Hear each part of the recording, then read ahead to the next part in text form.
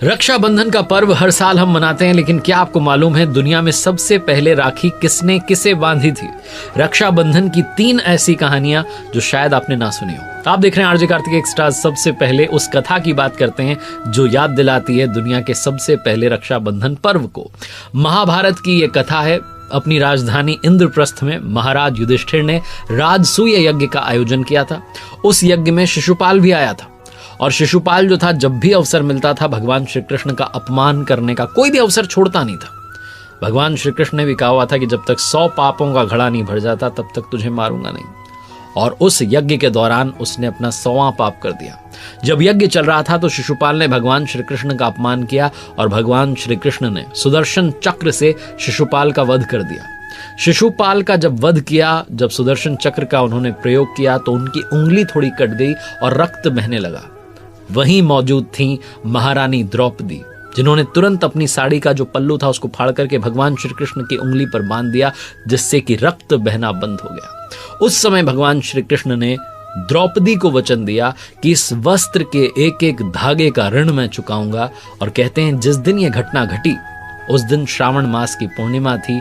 तभी से रक्षाबंधन के पर्व को मनाने की परंपरा चल पड़ी। उसके बाद की कथा आपको याद होगी। द्रौपदी का चीरहरण होता है जुए के खेल में। जो कुटिल मामा शकुनी था वो द्रौपदी को दांव में जीत लेता है। दुशासन भरी सभा में बालों से पकड़कर द्रौपदी को घसीट कर लाता है और द्रौपदी का भरे दरबार में जो भीष्म पितामह थे, द्रोणाचार्य थे, विदुर थे, उन सब के सामने अपमान किया जाता है और कोई विरोध नहीं करता है। तो दुर्योधन कहता है दुशासन से कि चीरहरण शुरू किया जाए, आदेश देता है। तब द्रौपदी रोते हुए अपनी आंखों को बंद कर लेती हैं और भगवान श्री कृष्ण को याद करती हैं। भगवान को याद आता है वो वचन जो उन्होंने शिशुपाल वध के दौरान द्रौपदी को दिया था। भगवान प्रकट होते हैं और साड़ी इतनी लंबी होती चली जाती है, इसे खींचते खींचते दुशासन बेहोश होकर के गिर पड़ता है। भगवान अपना वचन निभाते हैं और रक्षाबंधन के इस पर्व का मतलब समझाते हैं कि जो भी वचन भाई ने अपनी बहन को दिया है उसे निभाना ही हो। दूसरी कथा है भगवान श्री हरि यानी कि भगवान विष्णु की। विष्णु पुराण के अनुसार भगवान विष्णु ने अपने भक्त बलि की परीक्षा लेने के लिए एक ब्राह्मण का रूप धारण किया था और उनके यज्ञ पर पहुंच करके दान में उन्होंने 3 पग भूमि मांगी थी। बलि ने उस मांग को स्वीकार किया तो भगवान ने 1 पग में पूरा आसमान नाप दिया, दूसरे पग में पूरी जमीन नाप दी, पूरी धरती नाप दी। अब राजा बलि को लगा कि प्रभु मेरी परीक्षा लेने वो समझ गए, इसलिए उन्होंने कहा कि प्रभु आप 3रा पग मेरे सिर पर रख दीजिए और मेरी विनती स्वीकार कीजिए, आपको मेरे साथ रहना होगा। भगवान विष्णु को अपने भक्त की बात माननी पड़ी। ऐसे में जब भगवान विष्णु क्षीर सागर नहीं लौटे तो माता लक्ष्मी परेशान हो गई। उन्होंने गरीब महिला का रूप धारण किया और राजा बलि के पास पहुंच गई और उन्हें राखी बांधी। उसके बाद राजा बलि ने कहा, जो गरीब महिला बनकर आई थी माता लक्ष्मी, उनसे कि मन चाहो उपहार मांगिए।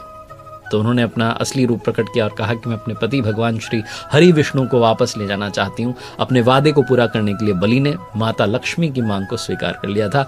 ये घटना भी कहा जाता है कि श्रावण मास की पूर्णिमा को हुई, इसलिए रक्षाबंधन का त्योहार उसी दिन से मनाया जाने लगा। और तीसरी जो कथा है वो है देवराज इंद्र की। कहा जाता है, भविष्य पुराण में कहा गया कि 12 वर्षों तक देवताओं और असुरों का संग्राम चलता रहा, युद्ध होता रहा। देवताओं की पराजय हुई तो देवराज इंद्र जो थे वो सभी देवताओं के साथ में अमरावती चले गए।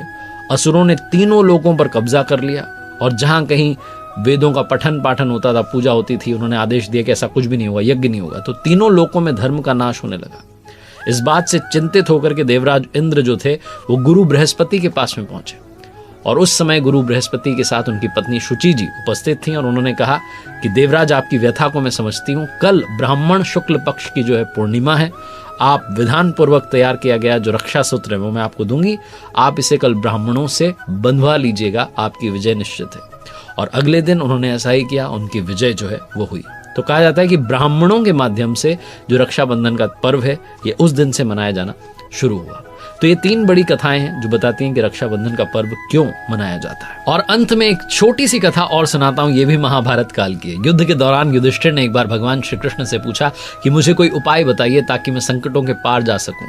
तो भगवान श्री कृष्ण ने महाराज युधिष्ठिर से कहा कि आप सभी सैनिकों की कलाई पर रक्षा सूत्र बांधिए, वो समस्त संकटों को हरा करके विजय जो है सुनिश्चित करेंगे। महाराज युधिष्ठिर ने बिल्कुल वैसा ही किया और महाभारत के युद्ध में विजय प्राप्त की।